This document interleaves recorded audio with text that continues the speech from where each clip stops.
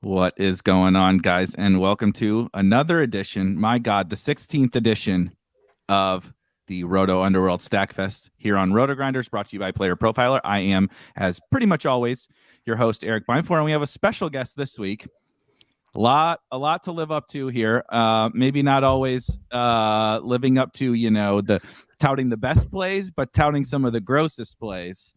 Chase Vernon is stepping in for Matt Kelly this week. Obviously, holiday weekend, so Matt is not here. And of course, as always, Dario Offstein is with us today. We'll start with Chase. Chase is the new guy. Let's just, it's a holiday weekend. How are you feeling? It's week 16. The season's almost over. There's weather everywhere. How are we feeling heading into kind of a bizarre slate tomorrow? Dude, it's a time for presents, man. I'm ready to unwrap this weekend, man. I'm ready to go to town.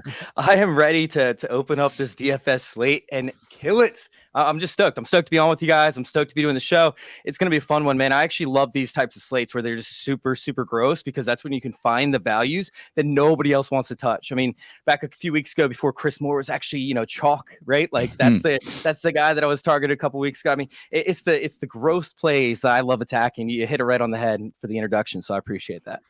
I totally agree. And Dario, the last time that Matt missed, I feel like we really hit a lot of stuff on that slate. So Chase, don't let us down today. Don't drag Dario and I down. Maybe Matt has been dragging us down, so don't step into his role. You need to elevate us. Don't bring us down. Last week, Dario, I mean, we were sitting there talking, right? And we were talking about Isaiah Pacheco, and I was like, dude, Jerick McKinnon is the play this week. Like, you got to get Jerick McKinnon in your lineups. We were talking about it on our show at 6 p.m. Eastern time, which you're going to see us, or myself and Jacob Sanderson on there if you guys want to tune in for some more DFS content over there on Roto Underworld. So, yeah, I'm excited for this week once again, and hopefully I can nail it on the head for these gross plays that nobody else wants to touch. I do think, Dario, that Chase is 100% spot on. And honestly, I couldn't agree more in terms of when we get the gross slates. Those are the ones I like. And I do think there's something to be said for kind of this show is a little bit where we thrive in the chaos and the, the grossness of slates. And we certainly have that today. Before the show, we were talking through. If you have not watched the show before, we don't really totally go game by game. We don't totally go position by position. We're obviously going to break down 4 to 5 of the games today, but we kind of are focused on these game stacks, right? Where are the best environments to really load up, say, on one game? And that's where these gross guys can really come into play. And I think it's especially true tomorrow where, we have gross games versus good games every week, even in September. But when the weather starts getting like this, I mean, I can't walk outside my house right now without like almost getting knocked down by the wind and freezing my face off. So imagine 2 teams are going out and playing football in that, and then 2 other teams are in a dome, right? I think that this show is like a really important one for a slate like this. Yeah, absolutely. I think like for example, we were talking about whether to even consider the Bills-Bears game this week, because I mean, the weather forecast right now for Chicago is saying a lot of wind, probably a little bit of snow. And I mean, we know Josh Allen has a cannon of an arm, but this just feels like maybe like 15 pass attempts combined between the 2 teams to me, especially they're playing the Bears, who barely throw the ball at all as is. Yeah, that game, I think we will briefly touch on that one maybe close to the end, but that's got to be like the epitome of this slate where the grossness of the weather in certain spots. You can see my dog is tired as well in the background from all the cold weather. But normally we would be like, oh my God, dude, how many Josh Allen stacks are we running? We did this with the Bears last week. Do we need bringbacks, right? Do we need bringbacks to our Jalen Hurts stacks? We'd be talking a lot about that game. And instead it's like maybe the 5th best game, 6th best game on the slate or something like that. So I think that makes this slate very, peculiar. The one game that I think probably all of us agree probably stands out above all of them, at least to me, is Chiefs and Seahawks. So we'll start with that one. Might take the most amount of time. Chiefs games always take a lot of time because it's like, of course, Mahomes, of course, Kelsey. Now what? That's what, and it has been, as Chase mentioned, 2 weeks in a row. Jerick McKinnon, the RB1 overall on the week, 2 straight weeks. Can't believe that's a real thing in 2022, almost 2023, but it is. And we haven't got an official word right on Hardman yet. The wide receiver stuff is still really in flux. Obviously, Kelsey is Kelsey. Great matchup for Kelsey. But Dario, how are you kind of viewing the Chiefs in this game? Because I think now with the emergence of McKinnon in this, where he's a little bit of the leader, but still kind of a split in the backfield, wide receiver rotations, Tony's back. How are we kind of attacking the Chiefs when they're probably almost assuredly the team that scores the most points on this slate? Mm-hmm. For what it's worth, I think that the news on Mecole Hardman has kind of, I saw a report that he was trending toward not playing tomorrow. Yeah. I know they were talking about week 16 being his return for a little while.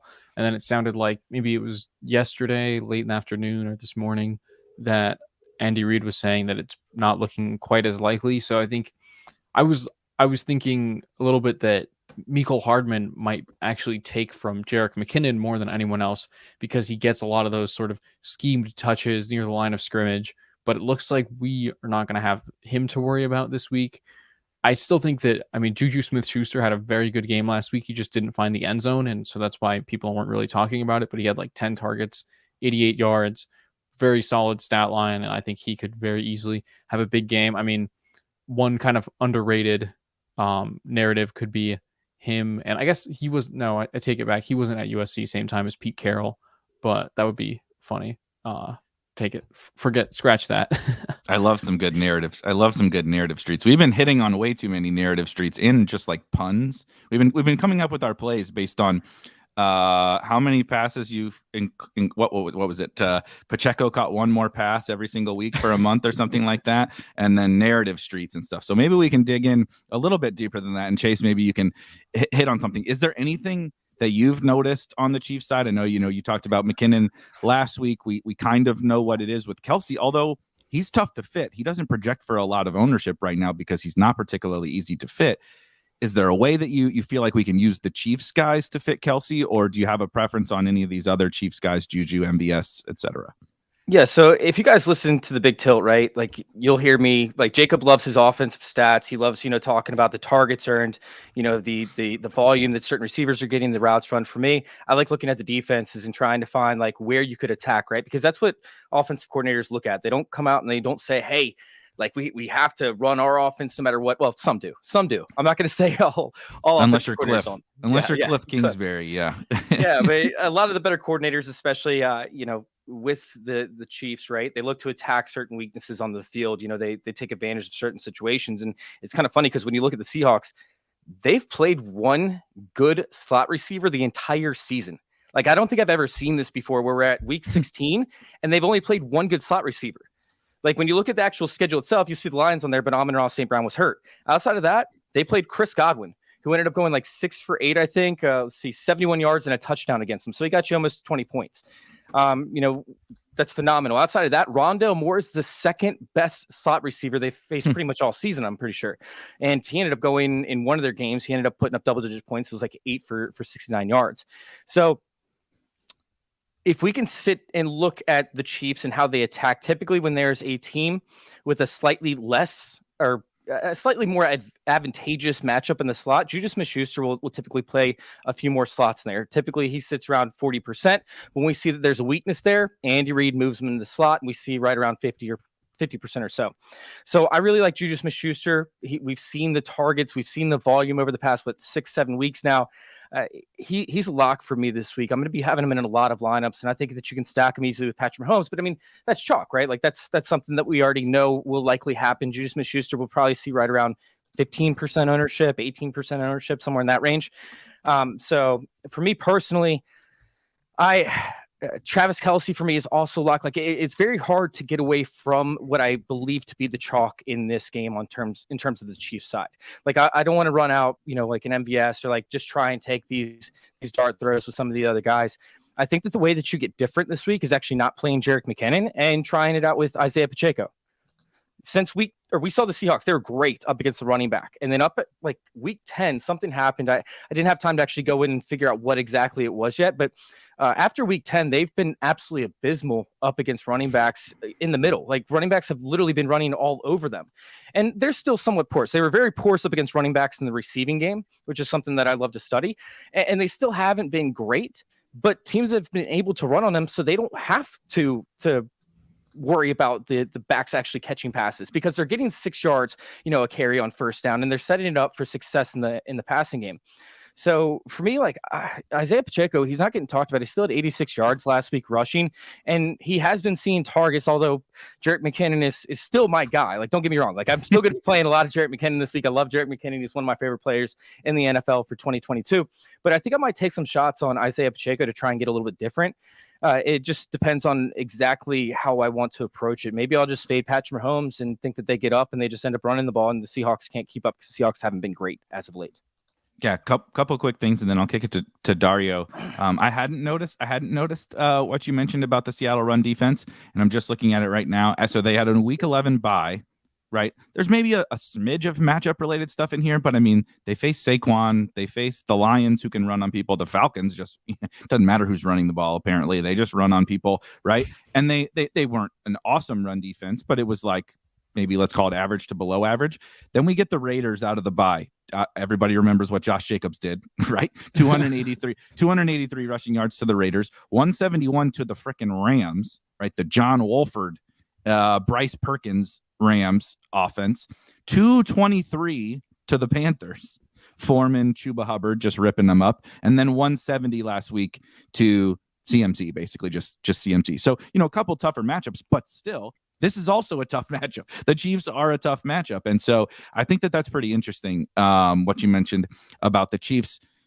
I won't hammer anything more about Juju because he's also probably my favorite guy in this game, maybe even totally across the board when you account for ownership and matchup and price and everything. But Dario, how are you? I know you talked a little bit about it, but what about if you also want to, dovetail into the Seahawks side and hit on anything we missed on the Chiefs? Yeah, I think it's definitely, like, you guys are both on to Juju. I think that I like him a lot too. And then I think Chase is right that you should be still playing Isaiah Pacheco. Like last week, I was still on Isaiah Pacheco, even though it turned out to be another big McKinnon week. And I think they're both very much in play. Like, they're both getting pretty solid usage. I think one thing that's interesting is Jerick McKinnon's snap share has continually gone up week over week. And we'll probably see it end up somewhere in that 50 to 60% range again.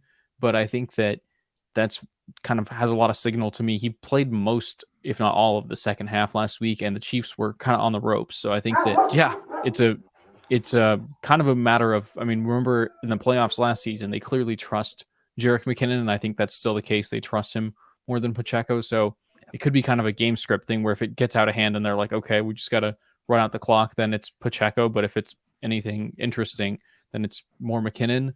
But yeah, I think, like you said, good time to talk about the Seahawks. I mean, obviously they're missing Tyler Lockett this week, and Kenneth Walker is still pretty banged up from his ankle injury.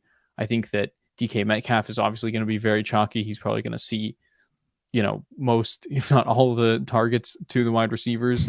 And then Marquise Goodwin should be the one stepping up to take Tyler Lockett's place. But then you also have the factor of Marquise Goodwin is recovering from his own injury. He was questionable most of the week. So it's kind of a tricky situation. Lots to be nervous about with the Seahawks, I think. I will say it would not be this show if I didn't get excited for Marquise Goodwin this week. I think I'm contractually obligated to be excited for someone like Marquise Goodwin. We can't talk about Equinemius St. Brown and Khalif Raymond and Josh Reynolds and all these scrubs all year long, and then an Olympic sprinter gets dropped into our laps against the Chiefs for 4,300. And I don't get excited about it. But obviously nothing negative to say about DK Metcalf. I do think Walker is interesting, assuming he plays. I agree. I'm, a little concerned about his injury, but the Chiefs can get punished on the ground, and Ken Walker can punish people on the ground. If we would have said a month ago, 6,400 Ken Walker in the one game we're actually excited about on this whole slate is not super popular, you'd be like, what? What do you mean? We were playing him in cash, 2 months ago. So I think he's pretty interesting. Obviously, Goodwin. But anything else, Chase, on the Seahawks? What are we missing?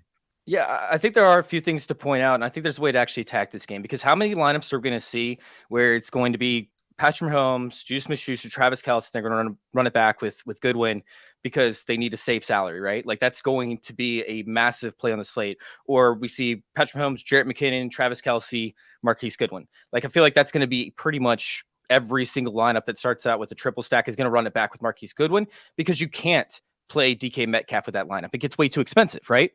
So That's a way to save salary. That's why I'm actually going to attack this game slightly different. For me, I actually want to run it with Geno Smith up against the Chiefs defense, which we know is poor to an extent.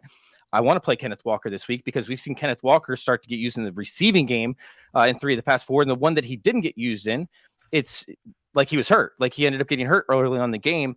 I know that he's dealing with back spasms. I know that he's dealing with an ankle injury. I know that he's having a little bit of a tough time, but this is a guy that only needs 10 runs to be able to get you the efficiency, to be able to have a breakaway run for a touchdown, to be able to have a breakaway reception, right? So even if he gets 15 touches, I know he's still slightly expensive, but I would like to play the Geno Smith with Kenneth Walker, Marquise Goodwin, right? And then run it back with either Travis Kelce, Juju Smith-Schuster, and Isaiah Pacheco, and try to leverage as much as I can off of what the chalk will be. This is just something, this is a matchup or a stack that, like, instead of like fading this game, because a lot of times I like to fade these games and just hope for the under, I'm just going to leverage and try to go to the complete opposite end and play some Geno Smith and some Isaiah Pacheco, which I don't think we'll see as high of ownership. Yeah, I really like, we talk about Chiefs games a lot, and it's very hit or miss. Last week was like a so hit. Shout out to the MVS ceiling game with all of 11 points. Thank God he caught that touchdown. But people cannot get their head around like playing these Chiefs guys other than Travis Kelce. Maybe a little, right? Maybe now people will buy McKinnon, but people weren't playing Pacheco.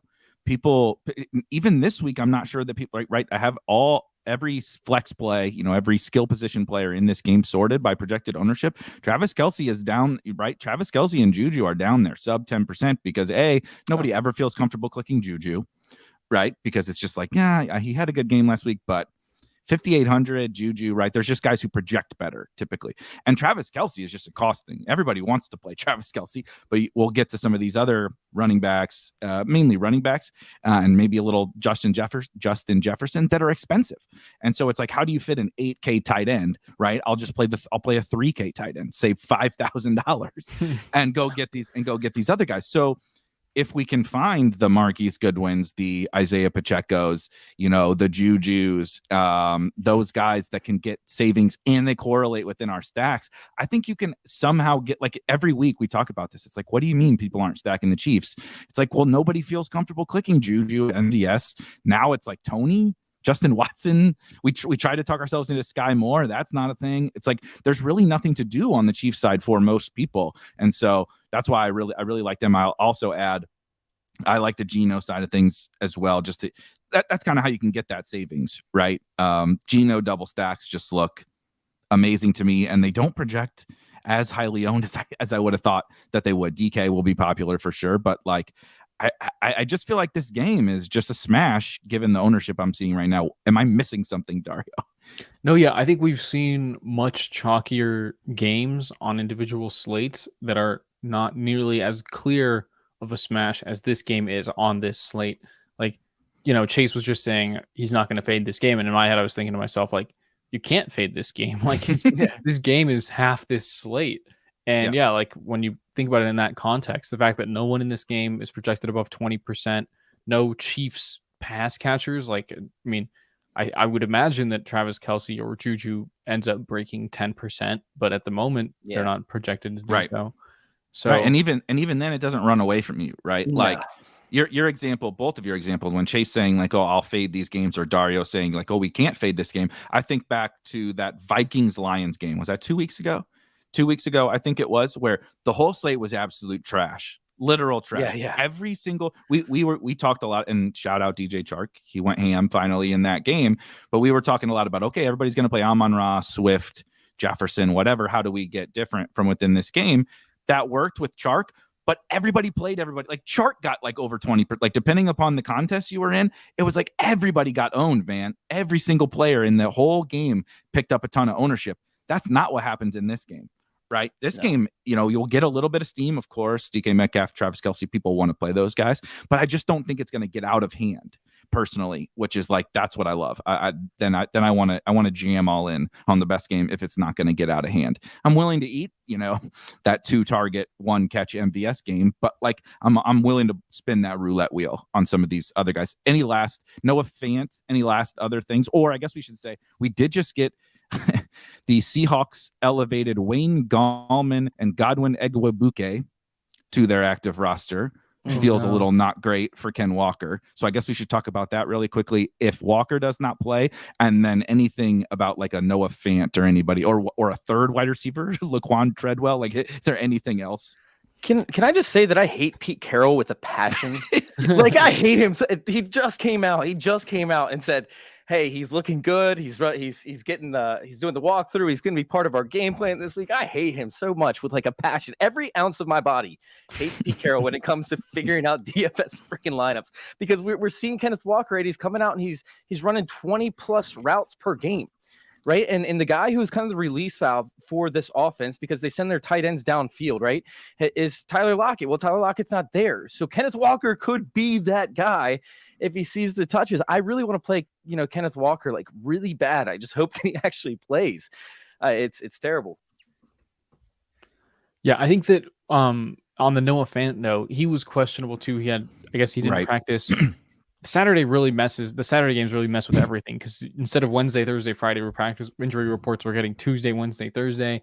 But he didn't practice Tuesday, Wednesday, limited Thursday, which is not great. But they're saying he's trending toward playing. And then I think that if he had gone on to miss this game, I would definitely be interested in some Will Dissly.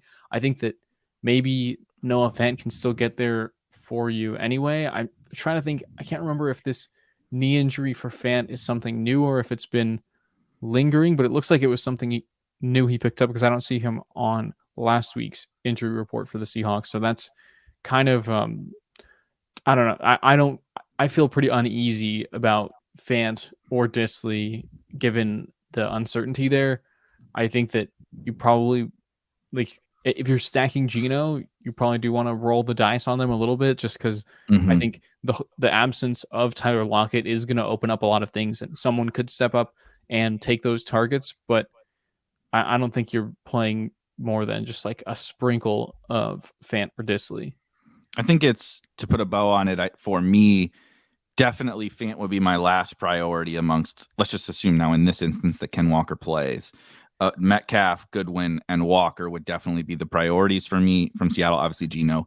But I do think there's some interesting things you can do from a roster construction perspective, which we'll get into, again, some of these other guys we want to play in these other games, particularly this next game, where if Noah Fant can just do what he did last week, basically, right? 5 for 60 and a touchdown or whatever it was, something like that, and you get it for 3,400, even if Kelsey does his 25-point game or whatever, now you can get like your Geno double stack with Metcalf. You can easily get Juju.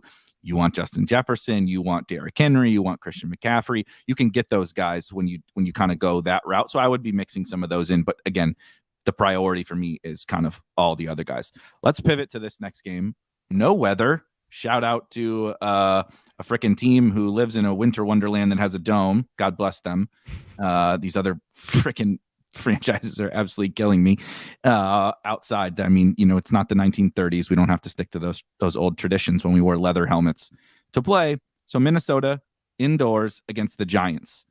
Minnesota last week, for anyone that, somehow missed one of the craziest games I've ever watched in my entire life, came back from 33 points down at halftime to win. Cousins goes nuts. Jefferson goes nuts. Dalvin Cook goes nuts. Everybody but TJ Hawkinson.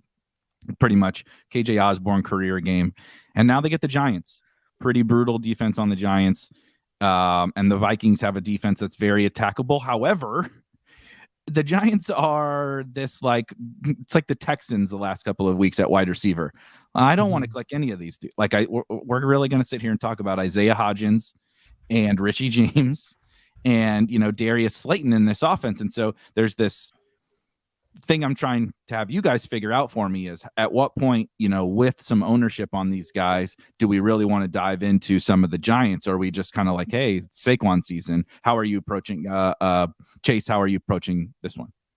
Oh man, I think we have some news coming in that I got to this look real? up here in a second. I was just seeing that. That's crazy. I was just trying to look it up, but you hopped over to me on this one. Personally, like I want to play the running backs in this game big time. Like I want to play the Dalvin Cook.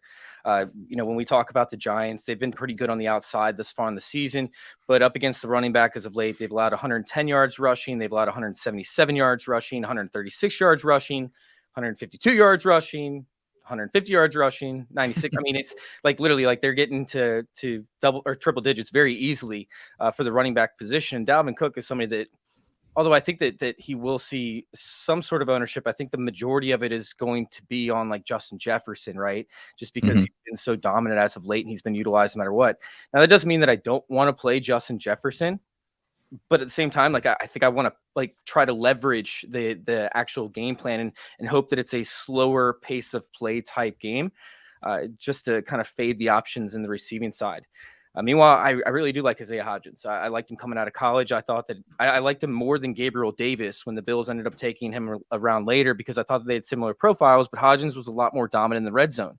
The Giants have seen this, right? The Giants have utilized him in the red zone and when they end up getting close. And he's come down, I believe, with 2 receiving touchdowns thus far in the season. He's had, I believe, over 40 yards or 35 yards, I think, in the past 3 contests with at least 4 receptions. It's not great numbers, but when we talk about his pricing at 4K or maybe 4,100, I think that we're going to see this guy really start to excel as they continue to utilize him more and more in their offense. I mean, he hasn't let him down. He's pretty much caught, I believe, almost every ball that's been catchable or came his way thus far in the season. Yeah, he's the antithesis of the guy he replaced, Kenny Galladay. Yeah, Kenny Galladay drops everything, is maybe not in shape, not trying as hard or whatever, and he's not the world's best player, but he's an NFL level player and he's working his ass off and he's doing his job. I do think he's the most interesting guy for me out of the Giants receiving core because, like you said, once you kind of prove out a skill, this is kind of like a macro level thing that I believe in. And I believe that his goal line-esque role is like something that has been proven out on this particular Giants team. If he was playing with Justin Jefferson and these other guys, maybe it would be different. But on this particular Giants team, he's kind of proven to be that guy down there. And at 4,100 on a slate where we're looking for that, right? We need one of those guys. So we talked about Marquise Goodwin a bunch because there's not a lot down there. And this is one of the games we want to attack. And it's a defense we want to attack with the Vikings pass defense just getting lit up frequently. So Dario, who, you can talk more about Isaiah Hodgins if we're just going to have an Isaiah Hodgins love fest. He seems to fit the mold of someone we would have a love fest about on this show, for being totally honest, subbing in for the Khalif Raymond Award. That's what we're going to call it. That's the weekly. Who is our weekly Khalif Raymond Award? Is Isaiah Hodgins. But we'll get into the Vikings, but I think the Giants are the most interesting part. What's your take on them?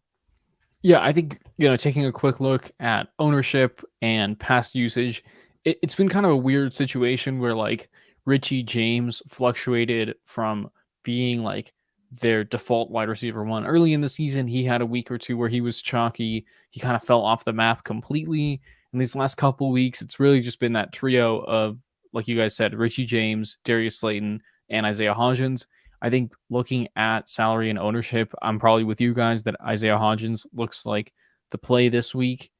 I don't think that I would get behind the Darius Slayton, chalk. I think that 15% probably going to end up upwards of that for, he's been all right. Like we're talking about a 21% target share across the last 5 games, but you have to keep in mind the quality of those targets is not going to be very good. And he's kind of climbing up there in price now. I mean, 5,200 is still a lot more expensive than Hodgins or Richie James are right now.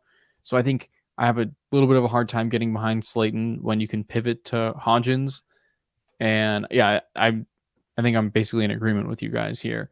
And I just pulled this up, so I figured I might as well throw it out there. But in the last 5 games, they've given 4 red zone targets to Richie James and 3 to Isaiah Hodgins, while Darius Slayton has had none.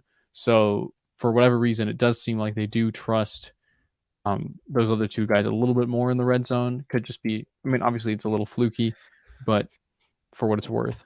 He's Okay, seeing a now 17% target share in the red zone right now. Like, or that's like his rate is sitting at 17% when Isaiah Hodgins is running routes. Like, I mean, it's kind of crazy how this guy went from literally practice squad to being a major threat in the red zone. I think that this game might even be more interesting for roster construction because of a lot of what you said. I mean, basically any of these Giants pass catchers, you can talk yourself into it, right? We could even talk about Daniel Bellinger, who is like, look, is he, some superstar?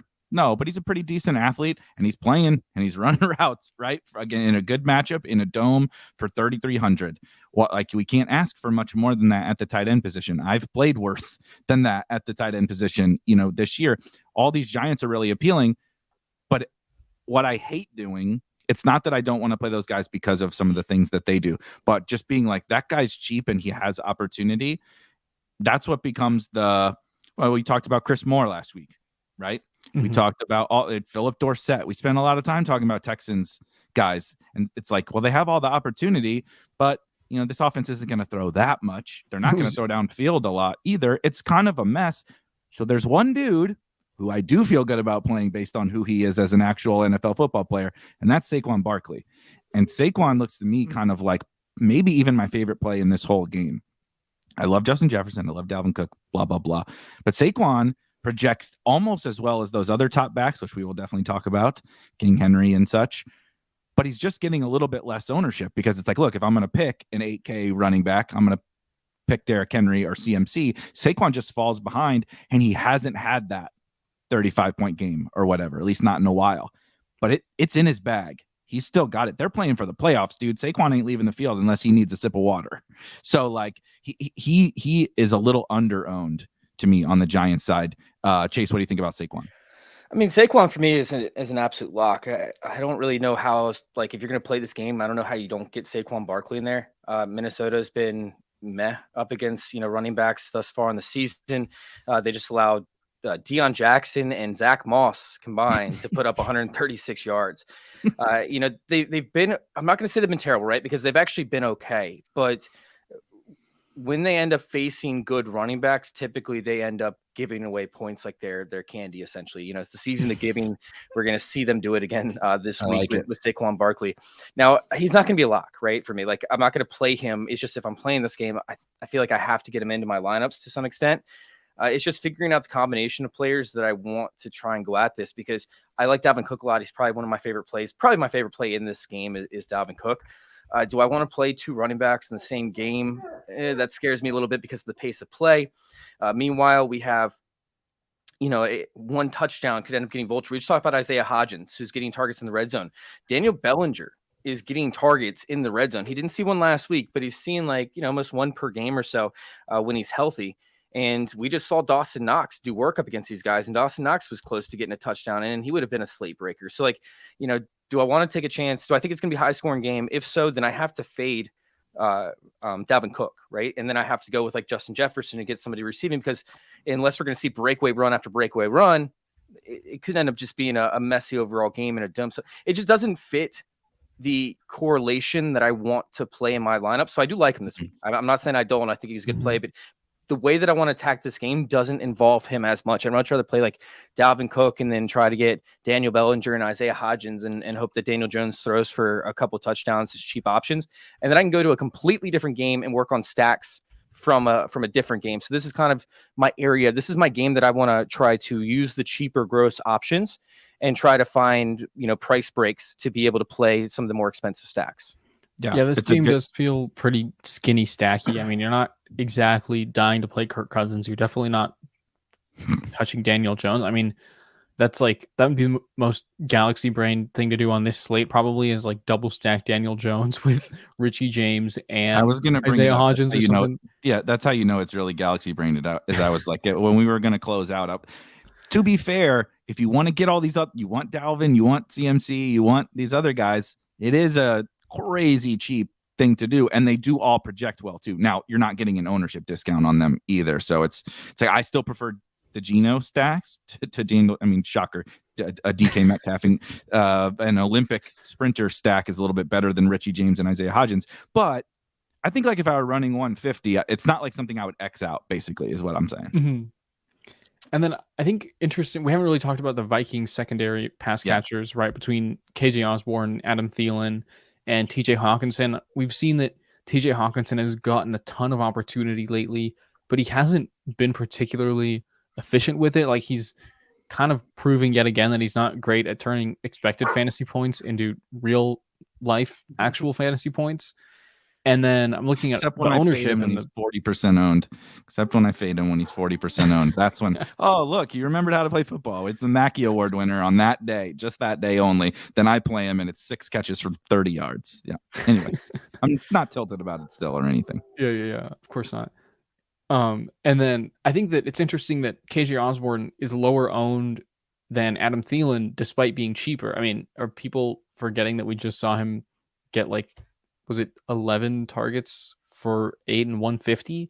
Like, I think that it was 16 targets. 16, Jesus. Yeah. So I think that, I mean, roll the dice on KJ Osborne before you roll him on Adam Thielen, in my opinion. He's cheaper and lower owned. Osborne feels like the Evan Ingram type situation where he had the career game. No one is expecting him to have another game like that. But everybody just like writes it off completely, right? And so I want to live in that spot where you just said, like, I don't want to say, oh, that was a fluke. I'm not even going to worry about KJ Osborne because that's what everybody's saying. And it's like, what if he's just like the wide receiver 2 on the Vikings in one of the best games we want to target? Like that seems like a reasonable guy to have in some lineups. He's not a lot, right? He's not some lock or whatever. But like Evan Ingram last week projected fine. Was in maybe our favorite game, cheap tight end. It's like we should play a little bit of that dude, but the bias of like he can't score 35 fantasy points again, that was crazy. Like keeps people from even playing him at all when it makes sense. Anything else on the Vikings? We really haven't talked about Justin Jefferson, a little bit of Dalvin Cook. How much Justin Jefferson, right? How else do we approach the Vikings? I mean, honestly, like you got to look at the slot snaps, and KJ Osborne played 37 snaps out of the slot last week. Week before that, he was sitting at, let me see, 21, 15, 14. Like he's getting snaps in the slot. I know they like to work Justin Jefferson into the slot. I know they like to work Adam Thielen in the slot, but KJ Osborne is that slot guy, and that is where the Giants sacrifice the most yards, right? They end up getting beat in the slot and underneath routes.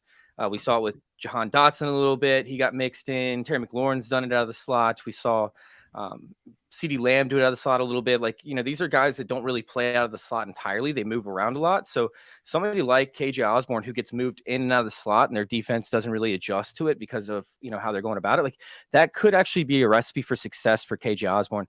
I can't expect the 35 points again, but you can expect like, I don't know, he could probably get you to 15 to 20. I would think pretty easily. Like I would probably have him in if I had the projections up, which I don't right now. I think I have him around like 12 projected fantasy points. I could see him getting you to 15 or 20. And honestly, like it's not even that gross. Like it's a pretty easy route to success. It just depends on how much they run the ball versus passing. And if the Minnesota Vikings end up getting up in this game, he's just not going to see the targets necessary. So it really depends. Like if you play the Saquon Barkley side of this, because you think that the Giants are going to be up, Saquon Barkley busts a big one. Like he's a great guy to go back to and to run it back, to have that option if you don't want to play Justin Jefferson, which I don't know why you would ever not want to, but like I get that. Like if there's a game script involved where Saquon Barkley is going to be successful because of the running game, which is possible, then I would run it back with KJ Osborne, take some shots. I would run it back with Justin Jefferson too. Even Kirk Cousins, if you want to go that stack. But once again, like this is a game that I'd much rather skinny stack and find my values on. KJ Osborne could be one of those guys, but I would want to play more players if I'm playing KJ Osborne than just, trying to fade it. Yeah, I think that Osborne fits in the theme of this show. When you're correlating from within a game, as we like KJ Osborne in some neutral game script or their front running is probably not the guy you want in tournaments. But we've seen multiple times over the course of his career. It's very rare. It's like the Gabe Davis big game. Once every 6 months, big game, and then I chase it, for months and lose all my money. He's like KJ. Oh, sorry. I thought you were go ahead. No, go ahead. I was just gonna say, like, he's like literally, he's the exact opposite of Isaiah Hodgins. I want to play him in every cash game, I think. Like KJ Osborne makes so much sense in cash because he's going to see a decent amount of targets. He's going to be working in an area of the field that the Giants struggle in. It's going to be an area that he's going to see probably 7 targets or so, have 5 receptions for 80 yards, and he's going to get you there in cash. Like he's going to do enough to keep you from losing. Yeah, I just think that he makes for an interesting piece. He's kind of like the epitome from within this game, where it's like, I don't know, we talked about like 10 different guys here, and I think that this game is again the perfect for. Yeah. I do think you can play some Daniel Jones. I think you can play some Kirk Cousins if you want to. A little bit tougher slate, even though there's bad weather to play those quarterbacks. But I think that, you know, if you want to have a little wider quarterback pool, that's okay. But generally, I think these guys are like the core puzzle pieces to the slate. Almost everyone in this game. You need cheap guys to fill in. We got cheap Giants receivers. We got cheap Vikings receivers. You need tight ends. We got a little cheaper one in Bellinger. We got a little bit more expensive one that's theoretically better and higher upside, I guess, in TJ Hawkinson. You got 2 really good running backs, right? We got the best wide receiver in the NFL. We got some mid-tier wide receivers. You know, there's just however you want to fill the gaps in your lineups. I think probably between only 2 or 3 other games, right? We stack our Geno teams or our Mahomes teams. You need that cheap wide receiver. Maybe you don't need to play MVS, right? You don't have to have the Chief as the cheap guy. You can play the Giant or the Viking or whatever. That's kind of how I feel about this game. Anything we missed before we move on to maybe the biggest game of the week from a real life perspective? I think we pretty much got it covered. I think, you know, final disclaimer on KJ Osborne is he did still run less routes than Thielen last week. And I think that he's probably still going to see less snaps. And so I think like Chase hit the nail on the head where it's going to be very game script dependent, where the Vikings just ran 11 personnel all game long because they were down 33-0 last week. And that it depends on how things play out, but I think you want to expose yourself to that possibility, and that's why I think he's a good play, especially at current ownership. I love exposing myself. No, so I did see something. Oh, I got a present for you. So I do see something about how the Bills were actually supposed to leave yesterday.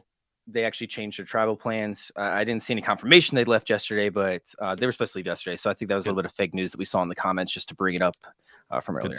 Good to know. And we will, of course, MJ, if you see something or if anybody sees something, by all means, bring it up and we'll discuss. But for now, we're going to move on to what probably could have been definitely would have been the biggest game of the week from a real life perspective. Still maybe is, but of course, anyone that's been living under a rock, we lost Jalen Hurts this week. Hopefully he's back next week, but Gardner Minshew will be starting, and for DFS purposes, that's sounds like, you know, at face value, you're like, oh my God, we're going to Gardner Minshew, but he's 4,800 on DraftKings, which creates this crazy ripple effect really for the whole slate. Is kind of what you do with the fact that we have a near min priced quarterback who has shown upside and kind of floor in the past on a superstar offense, right? How we handle Gardner Minshew, I think this is not, if you guys recall, the Sam Ehlinger week, where everybody was jamming 4K Sam Ehlinger into lineups.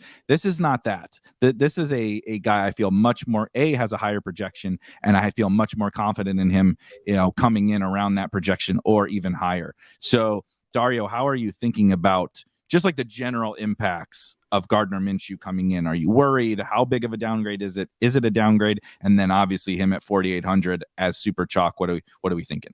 I mean, obviously he's a downgrade, right? Like, I think that's the easiest question to address. But like you said, he's not Sam Ehlinger. He's not, Jeff Driscoll. He's not Kyle Allen. Like, he's actually, I mean, he averaged 18 fantasy points per game across 9 games in 2020, 16 fantasy points per game across 14 games as a rookie when he was in a much, much, much worse offensive environment for the Jaguars. So I think he's actually, like you said, he's got a little bit of appeal in that sense. I think that, I mean, obviously he's chalky because he's like half the price of some of these other quarterbacks. So, I mean, I think that you're going to have to play him. The stacks and the lineups that you're going to be able to get around him and AJ Brown and Devontae Smith. And I think that Dallas Goedert should be back this week. It sounds like things are pointing in that direction. So, I mean, it is a tough matchup, obviously, but I think that because of the price and because of what he's going to let you do in lineups, you're just going to have to play him Chase, at least a little bit. How are you approaching Minshew? And then how do you most, what's your biggest preference on any Minshew stacks? If you can say you don't like Minshew stacks, but if you do, we have 3 guys now basically, plus obviously Miles Sanders, which we'll talk about. That son of a bitch the last game was miserable. But, Dario knows that was my lock of the week last week on the big tilt, man. Yeah. That was my lock. That was my dude. That was my rock, my go-to, and he let me down. But that's actually where I'll start with. So Sirianni came out immediately after the game and said, "Hey, we screwed up. We didn't give him the ball enough. Yeah. He fumbled one time, but we should have kept feeding him the rock." He said it immediately. Thanks, Nick. Yeah. Now you realize it. Jesus. I'm so mad. Jonathan Taylor, we just talked about the game last week with the Colts and the Vikings, and I didn't say anything because I didn't want to talk about Jonathan Taylor and how he broke my heart in so many redraft and dynasty leagues. And then to make it even worse is I had a lot of Miles Sanders in the same leagues that I had freaking Jonathan Taylor in. So oh man, I can't, I'm going to have an aneurysm if I keep talking about it. So I'm trying to move forward. Moving forward, people, we're moving forward. Now, the Miles Sanders, I think, should see the utilization. I think that we're going to see a ton of running. We're going to see them go back like last year. I don't know if you guys remember or not, but before Miles Sanders, in the game that Miles Sanders got hurt, they were throwing the ball for the previous 4 games before that, right? Just nonstop throwing the ball. Miles Sanders wasn't getting any work. And then all of a sudden, we see Miles Sanders come out and end up – my TV just turned off. We see Miles Sanders come out and absolutely destroy the Tampa Bay Buccaneers until by halftime or right around halftime or third quarter maybe, he ends up getting hurt. From that point on, from the Tampa Bay game on, we saw them utilize Miles Sanders a ton, and we've seen it this season, to an extent. We've seen him get up, over 140 yards, I think, in 2 straight games. He had a bad week last week. They got caught up in the moment and didn't run the ball enough. So I don't think that happens this week, and I think that's a great way to leverage off of Gardner Minshew is due to the fact that Miles Sanders isn't involved in the passing game. You can play Miles Sanders solo, and that might be the only way that you can go about playing the Eagles side of things. Now, this is where Gardner Minshew could actually work, right? Is if the Cowboys end up going up, they end up getting into a bunch of 3rd and long situations, having to throw. Dakota Prescott goes and throws a bunch of interceptions like he can tend to do from time to time, especially when the pressure's on in 3rd and long situations. And you start to see Gardner Minshew with short field position, right? And Gardner Minshew goes out and throws 4 touchdowns while throwing for 180 yards by using the weapons that he has. The other way that he could work out is getting the yards after the catch. So, of course, you want to get the A.J. Brown stack into this lineup. There are a few other guys that I think are interesting, but if you're playing Gardner Minshew, I don't know how he doesn't do it without A.J. Brown. You have to play A.J. Brown if you're playing Gardner Minshew. I think that Devonta Smith could still be an option, but I'm just saying, you're going to need yards after the catch. You're going to need, utilization from these receivers in terms of not just going downfield and trying to catch 15-yard passes, because that's not where Gardner Minshew thrives in. But I'm more so looking at this game as to hey, I want to play the Cowboy side of things in the receiving game. Okay. I understand that you have a very good secondary over there for the Eagles, but where they do end up struggling the most is out of the slot. They have a backup safety coming in. He's playing. So I like Dalton Schultz, right? I like playing some CeeDee Lamb in there, mixing that in. And I like playing Dak Prescott. I want to fade the running backs as a whole. I want to fade Tony Pollard, and I want to fade Ezekiel Elliott, because after they got run all over, right? The Eagles got run all over by the Commanders. They went out and they signed Linval Joseph, and they signed Ndamukong Suh. Right. And it took them a couple weeks to get adjusted because they signed him midweek, so they weren't ready for that game. And then the next game, they were still getting worked into the lineup. This allowed their defensive line to start to rotate, to get fresh bodies in there. The next 4 games, they shut down guys like, I think it was Saquon Barkley. I think they shut down Derrick Henry. 4 games where they didn't allow more than 60 rushing yards, I believe it was, to an opposing running back. They've been very, very, very good. And with the Cowboys, they're going to come in, they're going to try and run it off the bat, because that's what they do. And they get stubborn. They try to run it and up until they're down and they're losing. And now you're going to see an opportunity for, of course, Miles Sanders, we talked about, to get a ton of work in the rushing game, because the Eagles might be up at this point, a ton of interceptions. And then by the third quarter, we could see Dak Prescott just heaving the ball as often as he can. So I want to get some CeeDee Lamb. I want to get some Dalton Schultz, with Dalton Schultz seeing some work up against a backup safety, most likely, because that's how the Eagles like to run things. And I'm going to play this game, and I'm going to play it pretty heavily in terms of like the Cowboys passing game, and hope that I can fade off of the Pollard truthers out there and the big time Pollard fans. Dario, I didn't talk your ear off on that one. Yeah, no, you're fine. Dario, what I was just gonna add the move from Hurts to Minshew. The first thing I thought this could mean absolutely nothing, but was kind of what Chase originally started to touch on with the AJ Brown versus Devonta Smith. It sounds crazy to say this because AJ Brown looks like, the Derrick Henry of wide receivers, this freaking mutant, Ultron looking dude out there at wide receiver, just a monster. And Devonta Smith is 160 pounds or whatever, skinny Batman. Yeah, but he has been this insanely efficient, like go route type player. Devonta Smith is making contested catches. Jalen Hurts just throws hero balls. Now he does that to AJ Brown too, but AJ Brown is more of look what he did with the Titans, and he's done it with the Eagles as well this year, right? Get him get the ball in his hands, get him on the move, get the yak rolling, and that's where he cooks. It's not that Devonta can't run after catch. Of course he can. He's a Heisman Trophy winning wide receiver. He's pretty good at football, but he has actually been the guy that has most benefited from Hurts kind of doing a lot of hero ball. That's what got him in trouble last week. They just came. Miles Sanders didn't touch the ball till 6 minutes left in the second quarter because Hurts went back to pass and just threw nothing but bombs for a quarter and a half. They're all incomplete, so they never had the ball. And but that benefits Devonta's upside. Of course, it benefits everyone's. But I do feel like AJ Brown is a little bit more of a better fit with Minshew. I don't know what you think about that. And then I want to hear about your Cowboys thoughts as well. Yeah, I think I would agree with you guys on the AJ Brown move. I also think that Dallas Goedert is intriguing for that same reason. Targets are going to be closer to the line of scrimmage. I'm surprised, Chase, that you're kind of fading Pollard. I think that in a game that they're gonna have a tough time running the ball between the tackles, I do expect to see probably a little bit more creative Tony Pollard touches. Tony Pollard's target share has been really consistent. With how his price and his ownership are, he kind of just has to get at least one touchdown, if not two, to deliver for you. I think that's the biggest argument against him. But I think that everything else about Tony Pollard just screams like we got to play this guy. So in terms of that, like, I think that when you end up having a comparison in terms of like backfields, right? You have the Green Bay Packers who have AJ Dillon and Aaron Jones, right? Aaron Jones, typically they do use him in the middle. I'm not going to say like he's just on the outside or anything like that, but he's more of the creative back where you can actually use his speed to bounce around to the outside. And the Packers do like to use AJ Dillon on the outside as well. So I'm not trying to discount that. But if there's a comparison in the two backfields, I think that's a pretty somewhat accurate comparison in terms of usage wise. And they limited Aaron Jones to like 12 carries, I believe, for like 40 yards.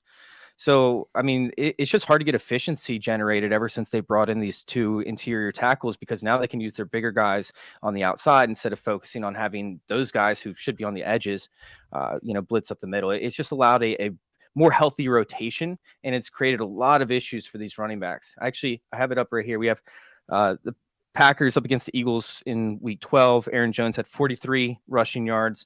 AJ Dillon had 64. He had one breakaway run on that one. Derrick Henry, 11 for 30 yards. We have Saquon Barkley, 9 for 28. And then David Montgomery got lucky last week with a couple touchdowns, but 12 for 53. I'm not saying that Tony Pollard can't be played. I just would rather opt for the receiving game on this one. I think the hardest... Sorry, Dario, I was just going to say, I think the hardest part about Pollard for me is not even as much about Pollard. I like all the insight that Chase gave. It's kind of about the running backs in a lot of the games we're probably not even going to touch on too much in the slate, right? We talked about earlier, like, how do you get CMC, right? And I know he's more expensive, but Pollard's been so good, his price has kind of closed that gap between him and CMC, between him and Saquon, between him and, he's basically the same price as Dalvin Cook, between him and the big dog, right? He's closed that gap so much, and it's like, if I'm going to spend that, just give me Christian McCaffrey. You know what I mean? Give me Derrick Henry against the Texans, Saquon probably. Give me those guys, I think. I think that's the hardest part with Pollard for me, not just like, I am one of those Pollard truthers, so it's not that hard to talk me into him. But I think the problem is just the positional thing. Whereas wide receiver, of course, we like Justin Jefferson, et cetera. But I don't know that receiver is that strong, right? When half your games are out in the winter wonderland, there's not that many awesome wide receivers to target. So I actually feel like wide receiver is where we can get a little funky. And I think I'm glad you brought up Goddard. I like to, when we talk with Matt a lot, he always wants to see a week before we get back from an injury. I think Dario outlined on Jamar Chase, the first week Jamar Chase was back, that I think we can be smart about how we do it and not just, use that rule every single time when the guy is telling us he's 100%, when the team is telling us he's 100%. Goddard could have come back last week, technically. And they held him out for another week, I would assume, to make sure that he's actually fully healthy. I think Goddard might almost be, probably other than Miles Sanders, be my favorite Eagles way to play this. But we got a couple more games to hit on. Is there anything else in this one that we've missed? Gallup, anything like that? Yeah, I'll add this.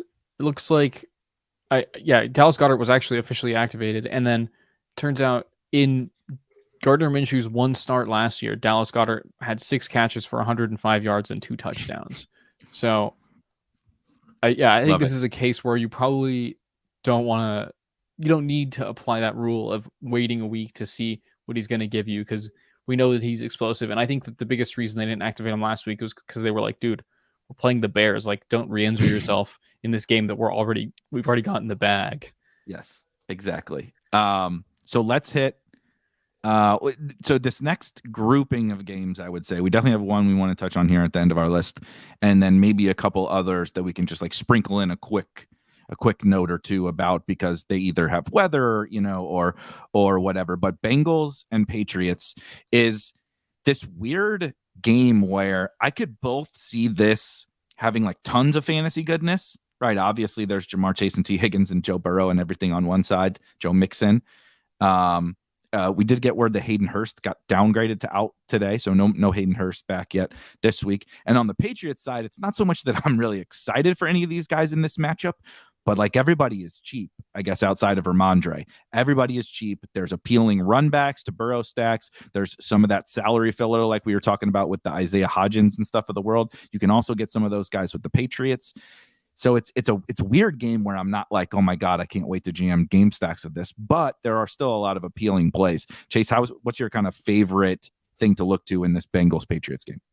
So this is where it gets like a little like weird for me, right? Because like Jamar Chase is averaging like 11 targets per game at this point. He's just getting peppered with targets like constantly.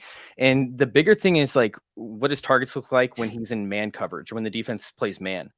I think he sees like zone coverage, like he sees like 23% target share. When he sees man coverage, he gets like 34%, if I remember correctly, target share.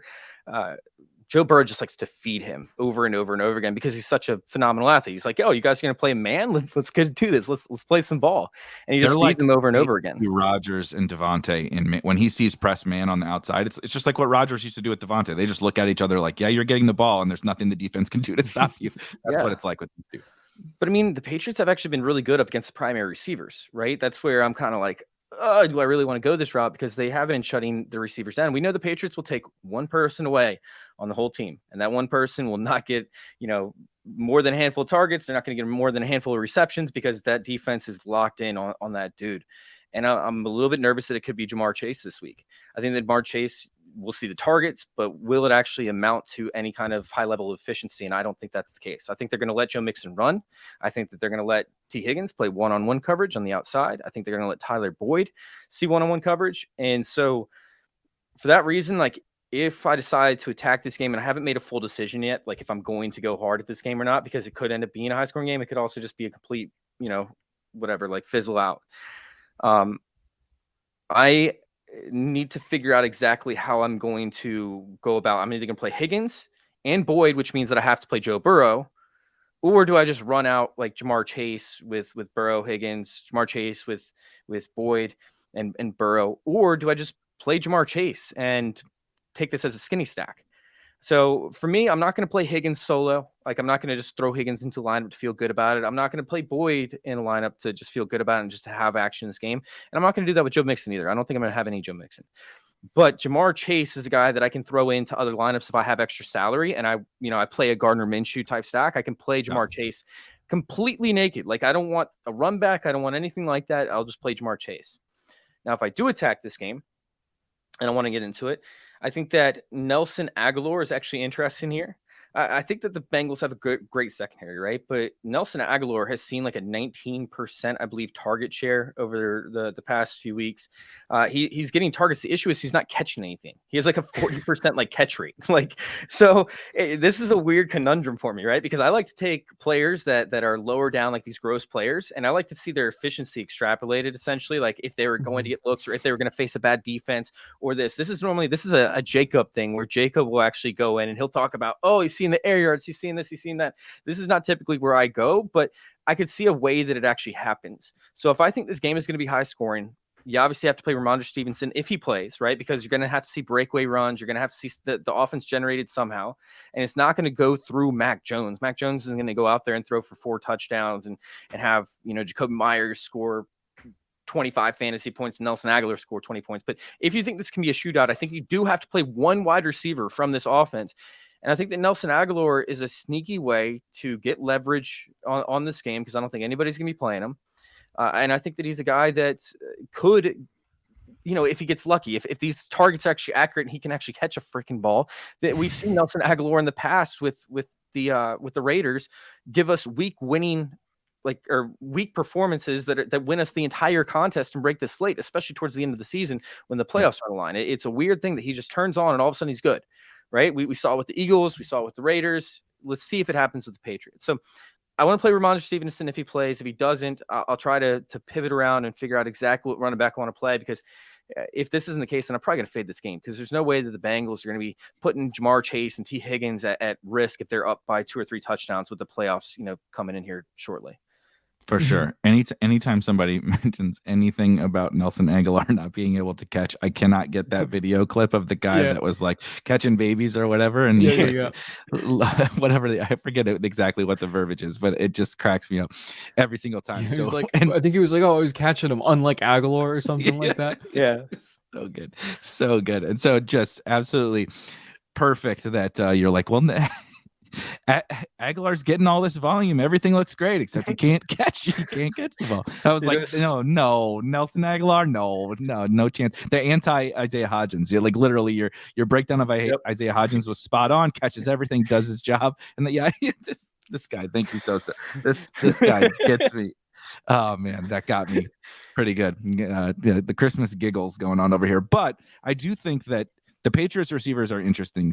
It's kind of a similar situation, except these guys, I don't know if they're better, probably better talent than the Giants guys. A little bit more unclear opportunity, I think I would say, with I guess it looks like Jacoby Myers is going to be back. But then, I like all 4 of these guys from a talent perspective. I don't think Kendrick Bourne's really going to get to be playable. I'm not sure that Tyquan is either, but there's lots of opportunity here. And if the Bengals do push them, right, so you make that team like you just mentioned, I play Jamar Chase or whatever. I do think I want to use one of these guys as a bring back, or Ramondre, like you said, or I could talk myself into a Hunter Henry or something like that as well. But I think that the Patriots make for this again, like kind of skinny stacks or just natural bring backs that give you the salary again, right? Isaiah Hodgins and Richie James and those guys work so well. Daniel Bellinger works so well because they have opportunity and upside at their cost. But then when you stack them up with this game scenario that you're playing out in your lineup, it just everything fits together really well. So I don't have a lot to really say super positively about the Patriots, except for like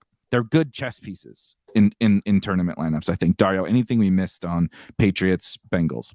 I think I would add that Ramondre Stevenson may not have the backfield all to himself. It looks like Damian Harris could return this week. Things are trending in the right direction for him. So that kind of muddies things up for Ramondre a lot, in my opinion. I think there's a chance that he gets a lot less volume on the ground, but we both know that what makes Ramondre most valuable is getting those targets. And even though last week was a bit of a down week for him in that regard, I still think he's basically become the James White in New England, where he's going to be getting 6-8 targets in a game, just like it's nothing. So I think you guys are right that he's probably the most appealing piece on the Patriots side. And I think, this is actually going to be Jamar Chase's first game against Bill Belichick. So we haven't seen how Bill Belichick is going to decide to defend Jamar Chase. I think that it's a really interesting situation because the Patriots are really good in man coverage and they play man coverage at an above average rate compared to the rest of the league. So it's like, do you stick with what your defense seems to be good at and risk exposing yourself to Jamar Chase being, the best receiver in that particular scenario, one-on-one? Mm-hmm. So that's kind of just something we'll have to wait and see how Belichick decides to play it. But I think it's another.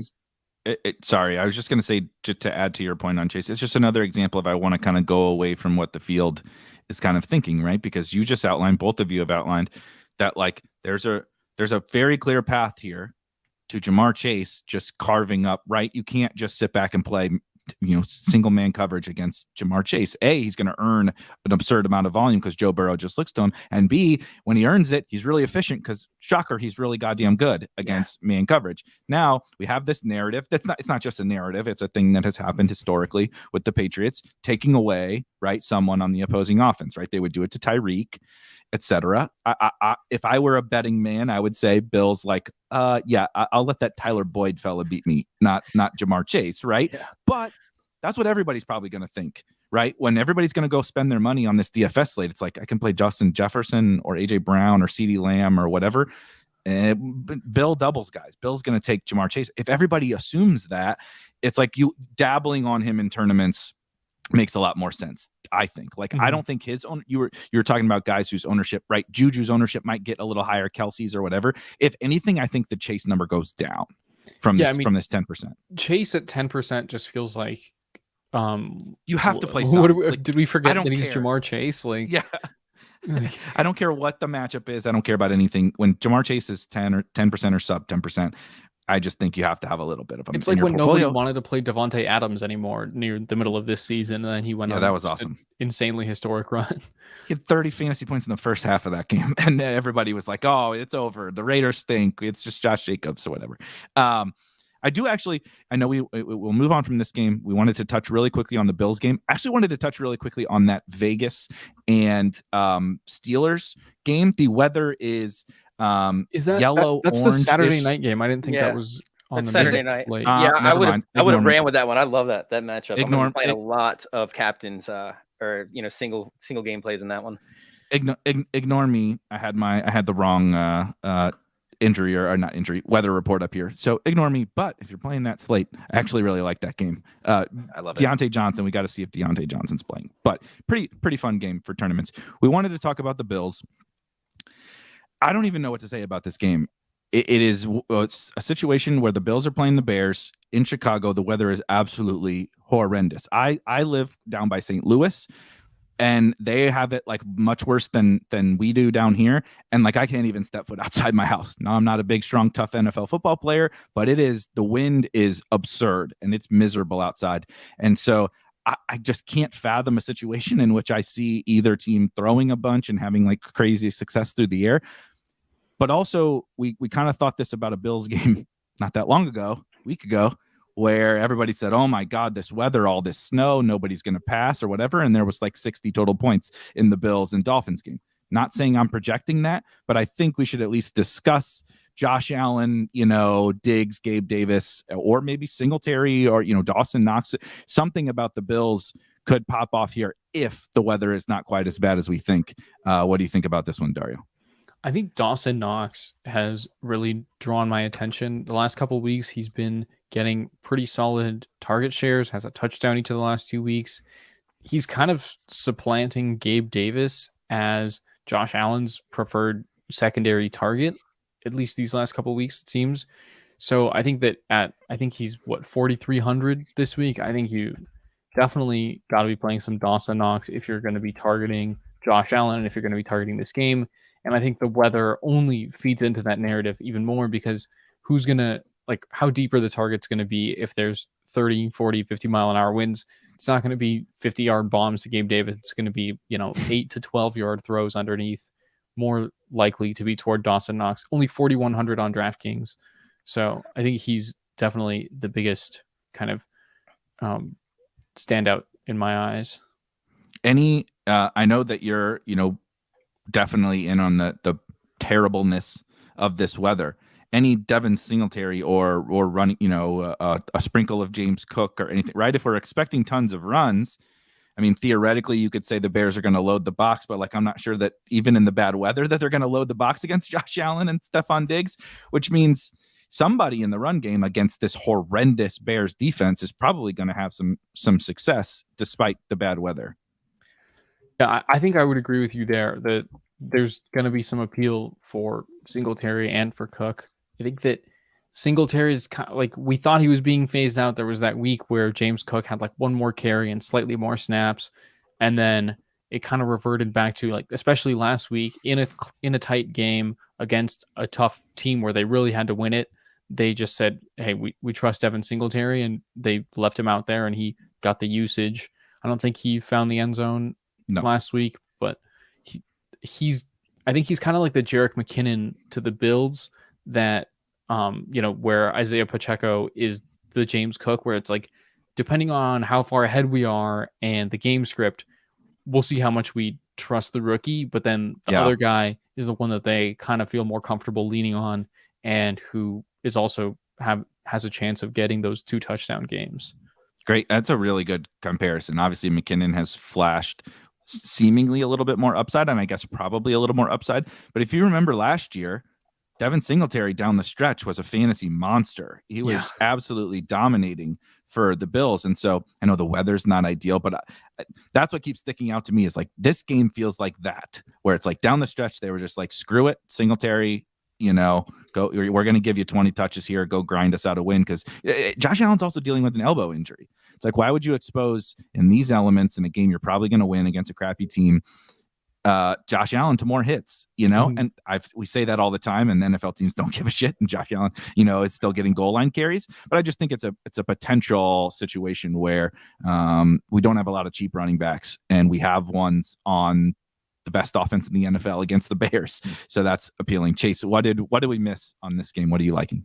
So I actually do like this game to an extent, because I don't think anybody's going to play it, right? So like, you'll see 1% ownership on all these guys. And Josh Allen, I don't know if you guys remember last year, I ended up winning a ton of money on this one because I took the under on everything before they started showing videos all over the place of the weather from the snowstorm against the Patriots. It was pretty, like, just bizarre how insane it was. They were dealing with 35-mile-an-hour winds with gusts up to 15. There was 10 feet of snow or whatever it was. Yeah. And Josh Allen still, I mean, it wasn't a great game, right? It was like 150 yards or something like that, 15 completions on 30 attempts. But Josh Allen actually throws the ball differently. He has a different method for throwing when it's cold out that allows him to kind of have more control over the ball, which I don't think that necessarily it's like, oh, well, Josh Allen can get you 300 yards or anything like that. I just think that we could still see volume over there in the passing game, and that might not be as close to the line of scrimmage as what we think. I mean, Gabriel Davis, I think, had 2 receptions for 40 yards and a touchdown in that snowstorm game. Josh Allen ended up having 6 rushing attempts, I think, for 40 yards. So it wasn't a great game overall, but up against the Bears, who are just terrible on pretty much every front, whether it's up against the running backs, up against the wide receivers. I mean, if we see a game where Justin Fields can actually scramble and get you some yards, I think that we might be able to find some fantasy options on the other side of the ball that could be relevant, such as you guys brought up, Devin Singletary, possibly Dawson Knox. I hate putting my money on Dawson Knox because he's so touchdown dependent. But possibly Dawson Knox. I like some James Cook this week if we decide to keep it close to the line of scrimmage. Maybe he'll see some receptions. I know that the Bears play a little bit more zone, but they do play some man. They might switch it up to man if they end up having to put a spy on Josh Allen. So we could see Isaiah McKenzie possibly get some work. I mean, that's a gross one. I don't want to go Isaiah McKenzie, but his run is done. His run finished last week. But R.I.P. Yep. Yeah. So I want to play some Fields in this. I want to play some Singletary in this. Montgomery is gross, but I could see Montgomery, Cole Kmet possibly getting some work. This is something where I'll play 5% of my lineups just to say Hail Mary. I'm dude, okay. I want to play Justin Fields in this freezing cold weather because he's not going to be able to throw. Nobody else is going to be able to run. We're going to see him put up 150 rushing yards with 2 touchdowns. And guess what? That gets you there. That gets you, to where you want to be in most cases. So I'll take that. And I'll run it back with some of these options in the receiving game, or one option in the receiving game. Give me a skinny stack. I think I would, just to close this one. Now, I will preface this by saying I didn't play KJ Osborne on this slate, so it's not like I won all the money. But in this somewhat similar situation, last week it was a 3-game Saturday slate for anyone that didn't play. This Bills Dolphins game.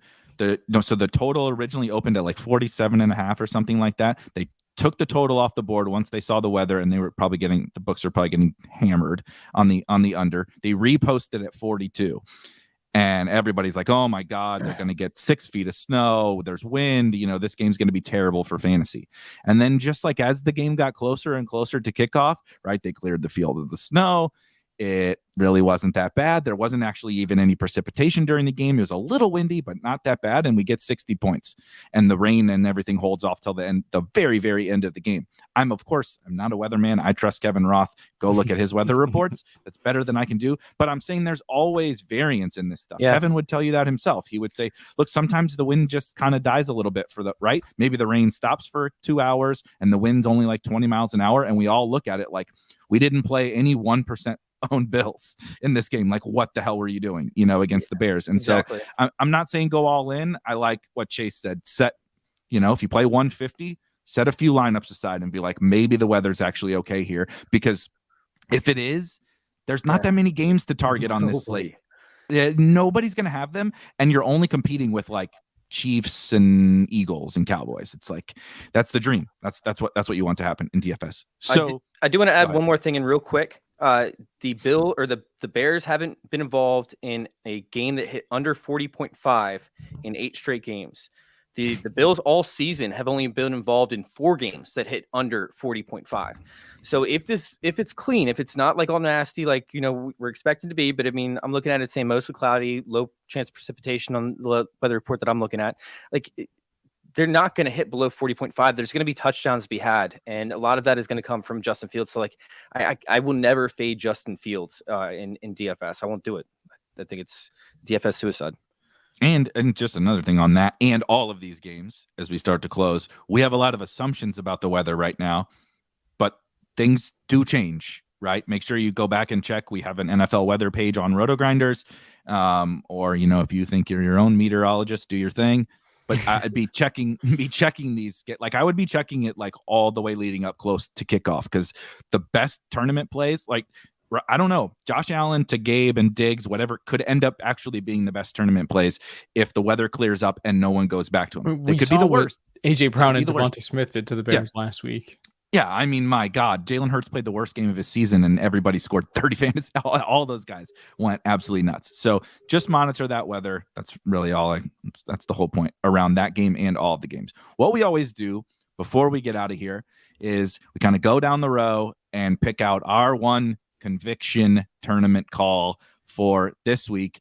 And since Chase is the guest, our honored guest, you get to go first, and then I'll just steal something that you said at the end. But what is the one thing that people need to have in their tournament lineups? It can be an individual player. It can be like a specific stack. But what's the one thing that you're centering your tournament play around this week? Oh, man. Okay, this is a little bit of a twist. I wasn't expecting this. I thought, we were going to give Alakis like a player. I think this week it's important to have variance across your lineups, because if one of these games like the Chiefs Seahawks one ends up completely dissipating, then it could be any one of these games that actually performs and gives you that high scoring total that you want. I mean, like, I think that you have to have variance, but in terms of like a player that I want to surround myself with, it's going to be J.K. Dobbins. They have Tyler Huntley playing at quarterback. Like, this is going to give him an excellent opportunity to see breakaway runs, to be heavily involved in the offense. And Tyler Huntley, to an extent, does dump it down the running back. So maybe we see some receptions as well. The bigger factor is the Falcons have allowed at least 100 yards rushing to the running back position in 5 of the past 7 games. And if we start to see turnovers from Desmond Ridder with short field positions, I wouldn't doubt J.K. Dobbins coming away with like 3 touchdowns this week. Love it. I love it. I am biased because I have J.K. Dobbins tagged in Lineup HQ as one of my conviction plays of the week. So I will take anyone agreeing with me, whether you and I are right or wrong. But I love J.K. Dobbins this week. 100% agree. Dario, what you got? Yeah, I think for me, it's looking like Juju Smith-Schuster is the way to go. I should have went first. we highlighted him when we were talking about this game, and I just think he's had a very significant role with Patrick Mahomes, and for whatever reason, he's been under the radar since he came back from his injury. He hasn't had that crazy huge game yet, but this game is probably our favorite one on the slate, and I think he's my favorite weapon in our favorite game. So, by extension, play some Juju this week. Love it. Love Juju. We're all team Juju here, apparently, this week. And, Matt's not here, so somebody's got to pick up the Khalif Raymond of the week. And I'm going to go with the Brandon's guy, the Olympic sprinter, Marquise Goodwin. Isaiah Hodgins can be the ESB of the week. He can be the secondary punt, gross punt of the week. But Marquise Goodwin on the other side of that Juju play, I just think for such a cheap price with the elevated role for Tyler Lockett, understand small concerns here and there from his injuries and whatnot, but you just get massive upside. I mean, the role he's been starting to carve out has been nice even when Tyler Lockett's been in, and now he's competing with a banged up Noah Fant, Will Dissly, and Laquan Treadwell. They can't throw it to DK Metcalf on every single play, and the Chiefs probably have an idea that they're going to throw it to DK Metcalf a little bit. So I just think everything is lining up for a super cheap Marquise, pair him with Juju, play Mahomes, Geno, whatever. Get your J.K. Dobbins in that running back spot, which is really high upside play, but also really not expensive. He's $5,800 on DraftKings, and then we got you a shell of a lineup here to start. You can do a lot of fun things with a J.K. Dobbins, Juju, Marquise Goodwin start to your teams. So that's going to get us out of here. We will, of course, be back. I assume Matt will be back unless he's taking another long, trip to go change his tires or whatever the hell he does every Friday. But we'll be back in week 17. So we'll see you guys. The season's closing out. Good luck in your season-long leagues, of course. Good luck in your best ball semifinals, and good luck on the Week 16 DFS slate. We'll see you guys next week.